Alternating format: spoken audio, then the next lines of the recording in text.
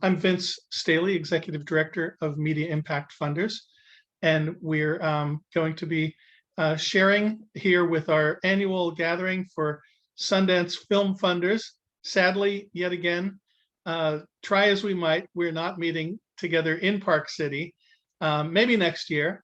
But instead of meeting on the first day of the festival in January, we decided to really focus on hearing what we learned by viewing the films at Sundance, hearing from our members of our network who are supporting films at Sundance, what people may have been moved by in these films, and we'll share thoughts along those lines. But it seems like every time, whether we're in person in Park City or doing the Zoom discussion that we've done for the last couple of years, it seems like there's always an overheated context in the larger society that we're all grappling with as we're watching these films.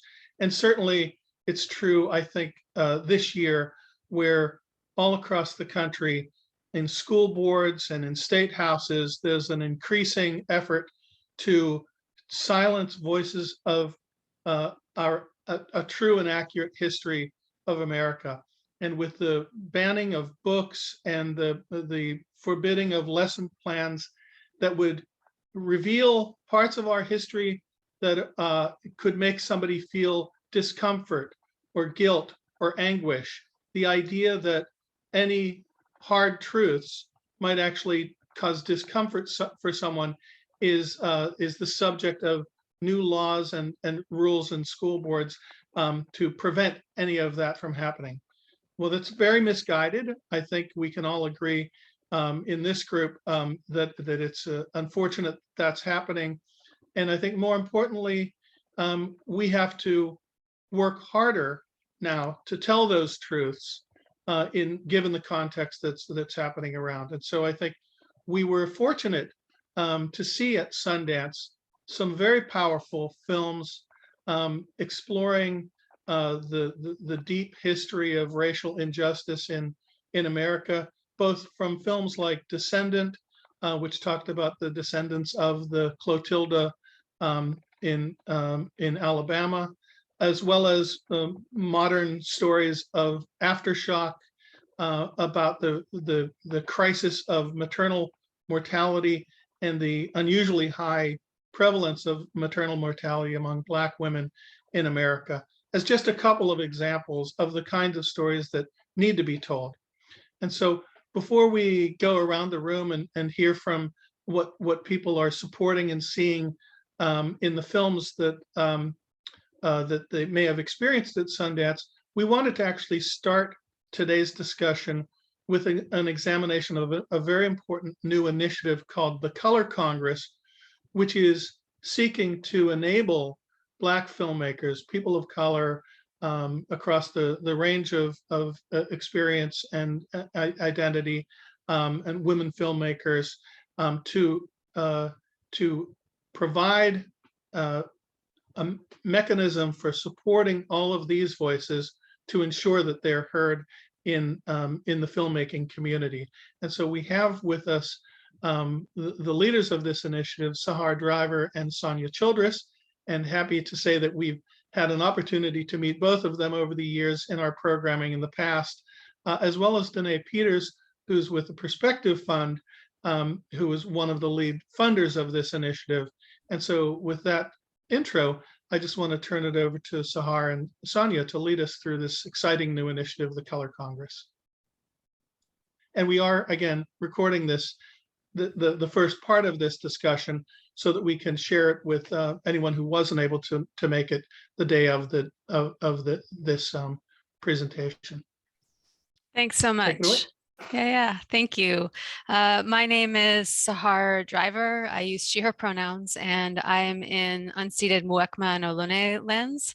I'm co-director of Color Congress, as Vince said, alongside Sonia Childress, which is an initiative funded by the For Just Films. Shout out to Chue Young, who's in the room, and MacArthur Foundation. Also shout out to Lauren Pabst, who's in the room, and as Vince said, Danae and Perspective Fund.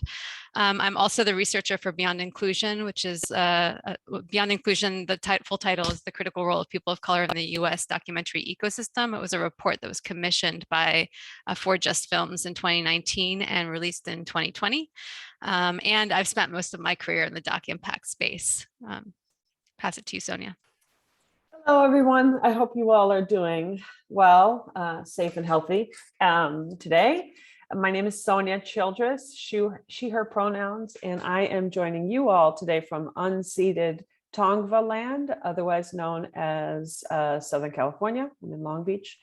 And I am also a co-director of the Color Congress, and also came from the impact space for about 2 decades, where I did impact strategy work for a number of organizations, Active Voice and Firelight Media, and most recently spent 2 years doing lots of field building initiatives through a fellowship supported by the Perspective Fund. So I'm really excited to talk to you all about what we're cooking up here at Color Congress. Back to you, Sahar. So the Color Congress is a field building intervention that emerged from the Beyond Inclusion research that I was just talking about. That research involved formal interviews and informal conversations with stakeholders across the field, and other research that surfaced nearly 200 organizations working in documentary that are led by or serving people of color, either as a function of their core work or as a contained and limited program or offering.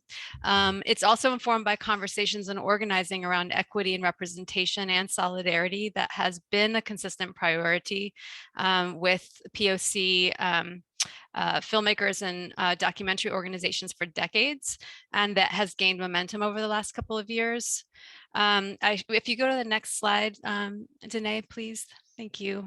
You can go to the next one. Yeah. We define people of color as people who identify as Black or African American and or Indigenous, Pacific Islander, Asian, Arab, and Middle Eastern descent, just to level set what we're talking about.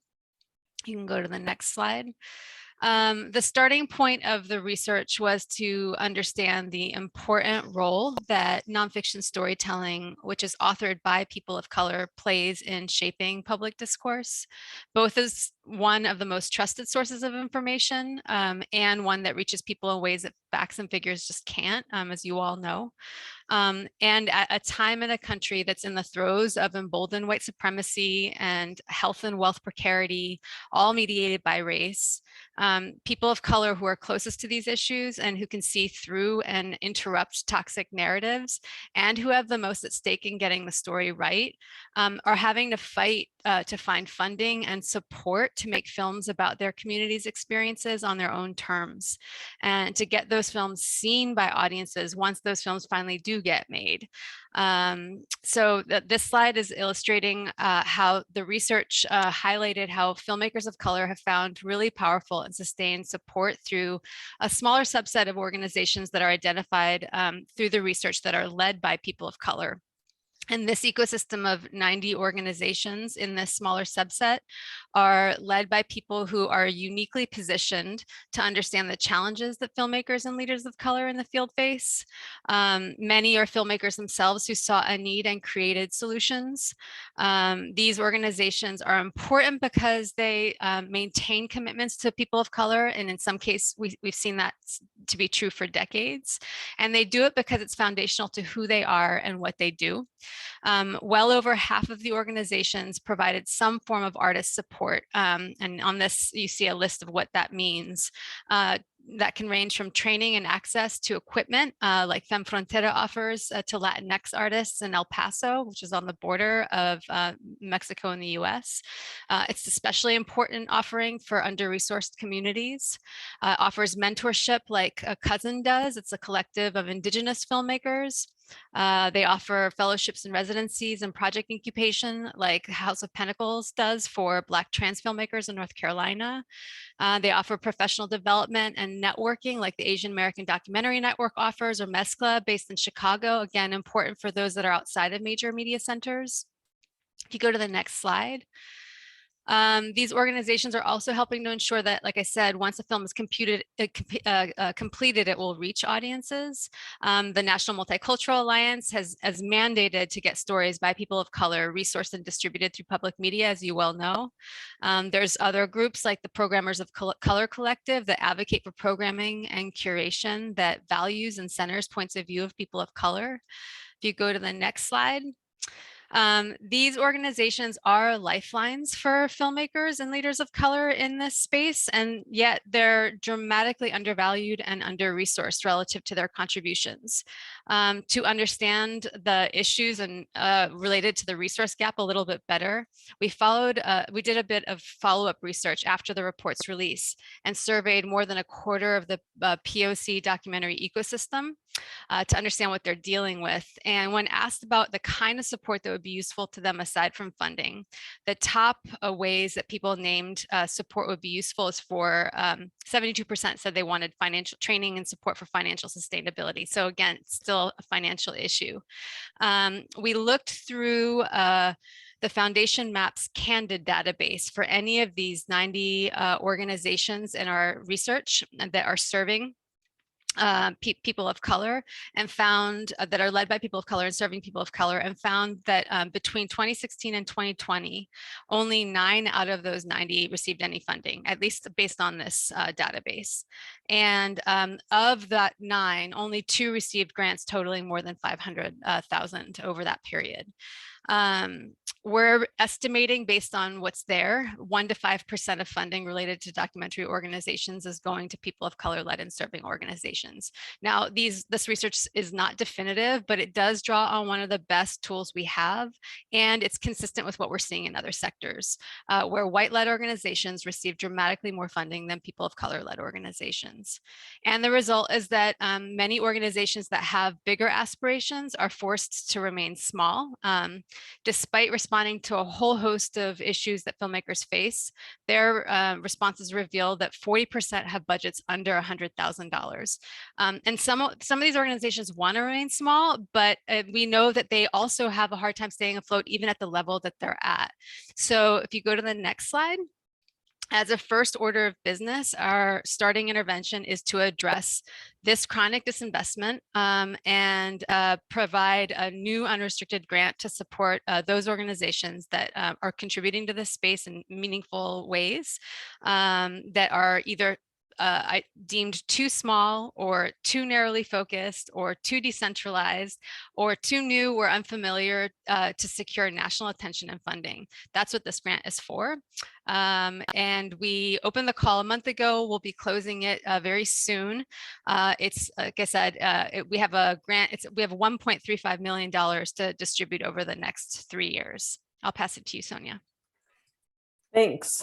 And we're happy to make this deck available to you all. I know we're covering a lot in a short amount of time. So that first, intervention, that first fund is really to support the sustainability of the most vulnerable and critical and vital organizations. The second, if you can, Danae, skip to the next slide.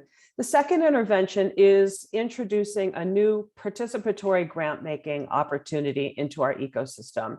And, from our vantage point, many of the shifts that are happening in our field, this movement towards greater access, explicit duty of care, accountability to one another, accountability to the communities we document in films, much of that shift is being led by leaders of color, not solely, but vocally. A lot of that leadership has been coming from communities of color.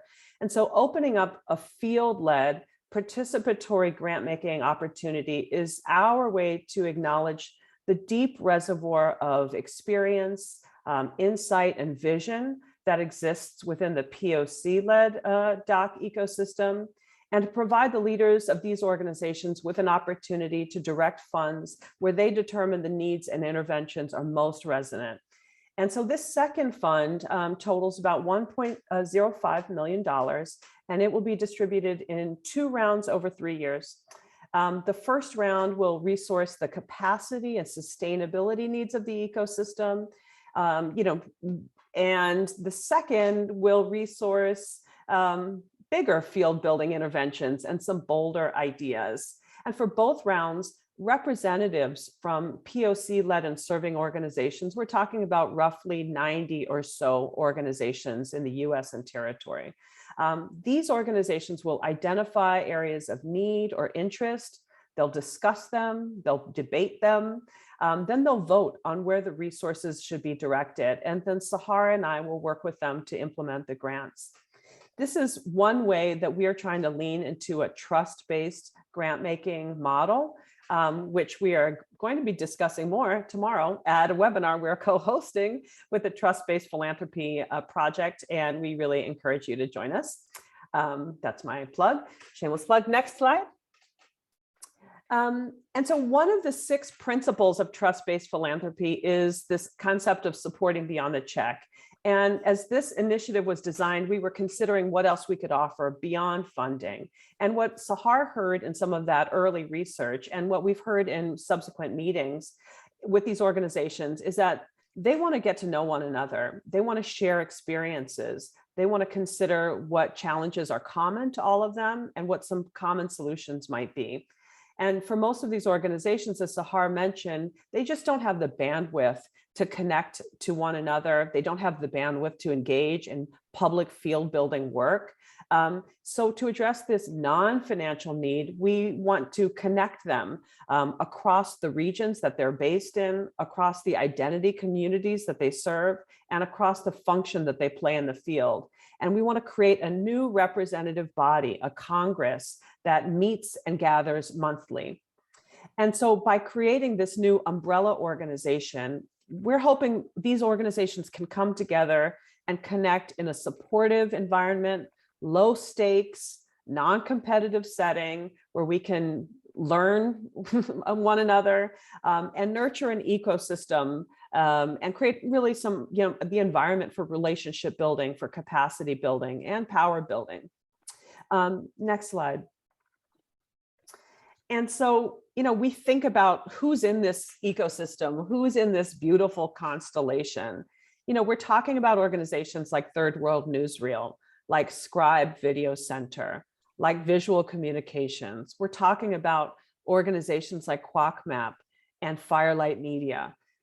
We're talking about new entities, some of these entities which were created in the 60s out of the turbulent political moments of the 60s, and then new organizations that have been birthed in many ways out of those founding entities. Groups like Brown Girls Doc Mafia, ADOC, Femme Frontera that Sahar mentioned, and the Undocumented Filmmakers Collective. If you imagine, these groups are collectively responsible for some of the boldest films that we've seen over the last 50 years, and some of the most visionary filmmakers and leaders in our field. So we're really honored to help this ecosystem thrive and grow. And so that's the work of the Color Congress. And with that, I'm going to pass it over to Danae, one of our founding funders from the Perspective Fund. Thank you, Danae, for helping with the slides.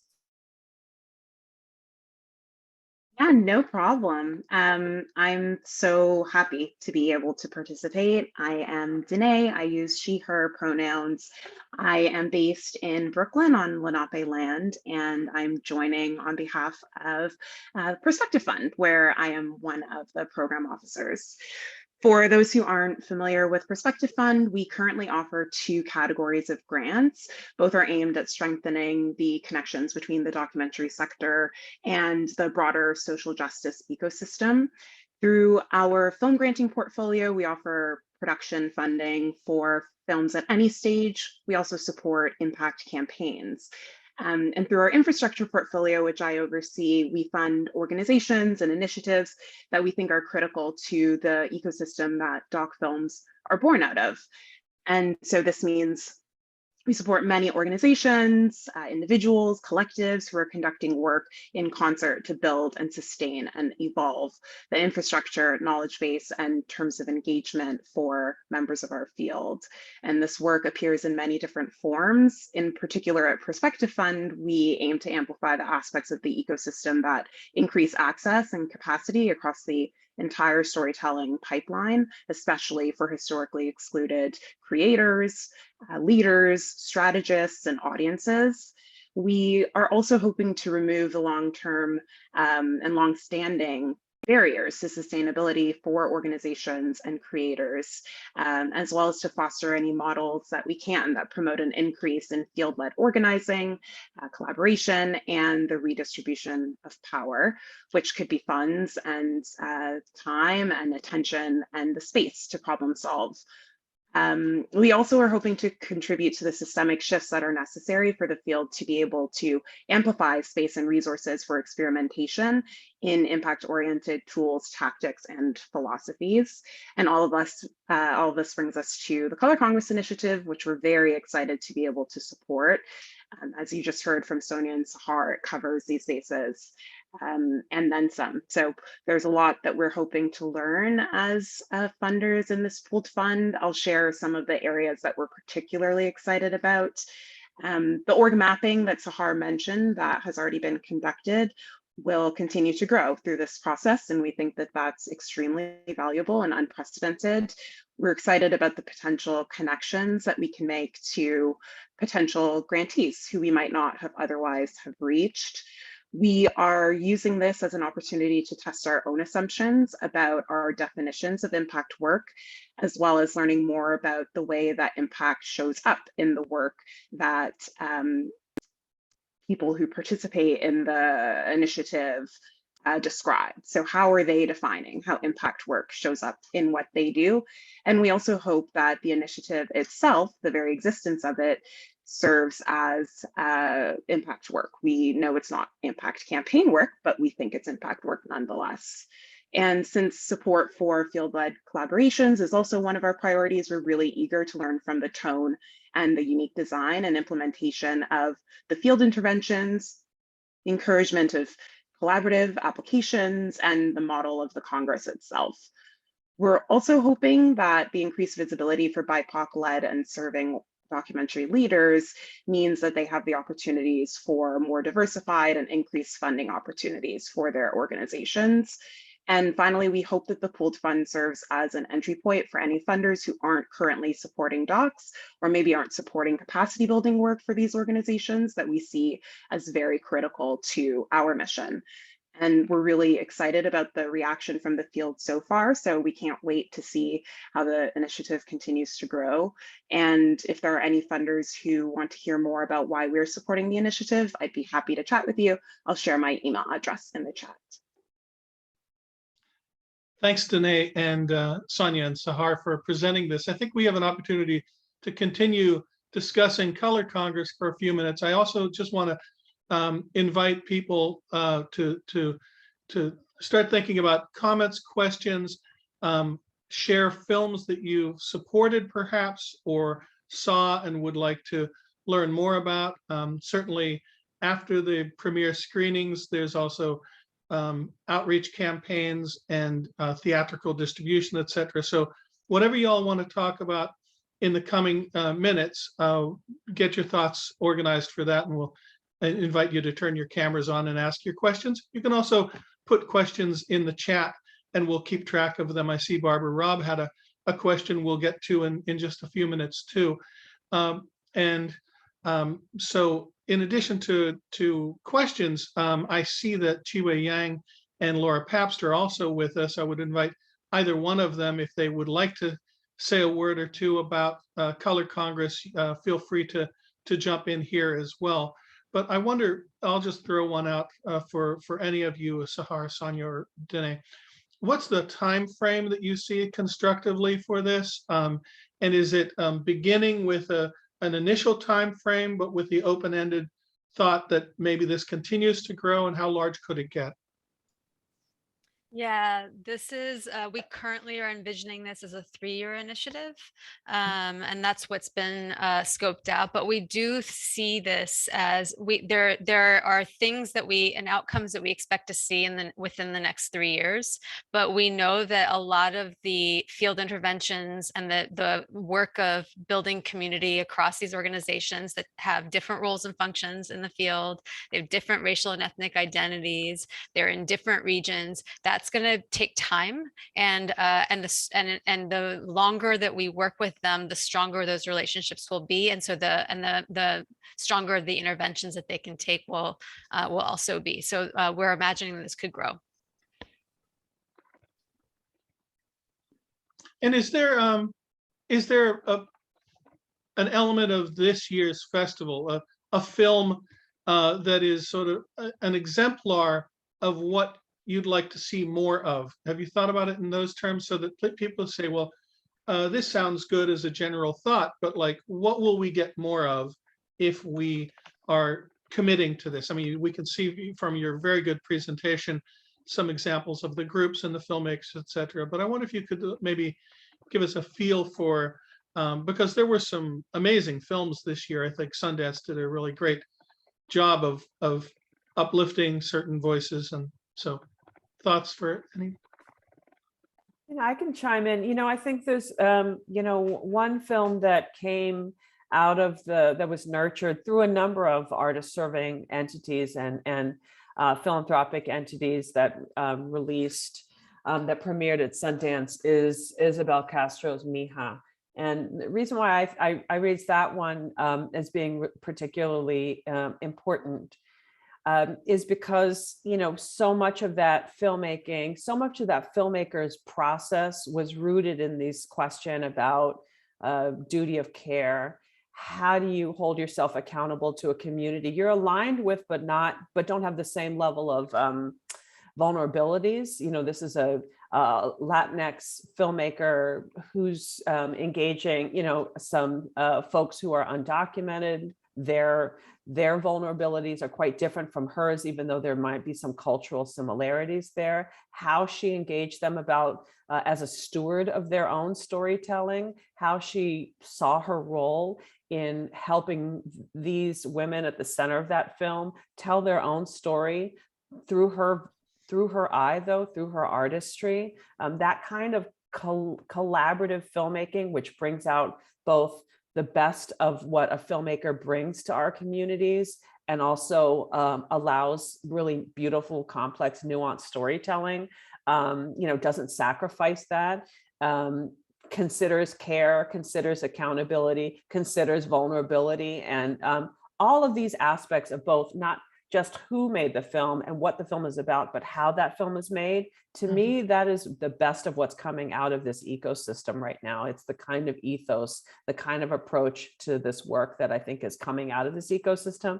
I imagine as we nurture these organizations, they'll be able to nurture more filmmakers who create that kind of work. Great. And I see Lauren and Chue have turned their cameras on. Thank you for that. If either one of you want to chime in what is being created here, you're welcome to.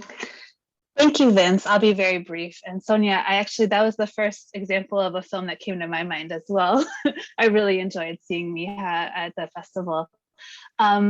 So yeah, just very quickly from the MacArthur Foundation's point of view, I think I'll say that when we saw the study Beyond Inclusion, I think we knew that there was we had a sense that there was this ecosystem that we were not reaching with our direct grant making, and really would never be able to reach in the kind of comprehensive and careful and expansive way that really needs to happen to correct all these decades and decades of underinvestment by philanthropy. And so the Color Congress is really doing something that we've never been able to do at MacArthur, but I think that no philanthropy has ever been able to do in this field at this scale, but also with this intention on the process and the the care and community building that's going to be part of every step of the way. So the sum of this effort is going to be so much more than individual grants. It's going to be this community building that I think we're going to see for generations to come, impacted in the type of film that's produced and the type of artists that are supported. That's a very exciting perspective. Chiwe, do you want to add a thought? Sure. It's good to be here. Thanks, everyone. I'll just say that echo everything. And, you know, a couple other outcomes that I think that we're looking forward to seeing is one, just telling the story of this ecosystem and the history of these organizations and their contributions to the documentary field today. You know, and I think a lot about, you know, what the blueprint was for what today is sort of the model of the Film Institute, which came from the Media Arts Center, you know, and came from a lot of community-based organizations from the 60s and 70s. And, you know, a lot of that groundwork was laid by many of these organizations. So we can trace a lot of these lineages just to understand, you know, how this field came to be. And then also, you know, and so we can really pay attention to what we are investing in now for what is to come later on in the future, right? And then also a big part is to get a lot of these smaller organizations onto the radars of national funders. Simply that, you know, these are under-resourced organizations that just either haven't been visible or haven't been seen as doing, you know, work that is, you know, impactful in the ways that a lot of national funders are looking for. But I think we're trying to make the argument that it is, and here's a different way of looking at it. And so hopefully, you know, there'll be deeper investment in a lot of these organizations alongside the College Congress, because, you know, these dollars that College Congress has are, you know, they're limited and they can do only so much, and they really need to be, you know, done in parallel with a lot of other funds going into the field.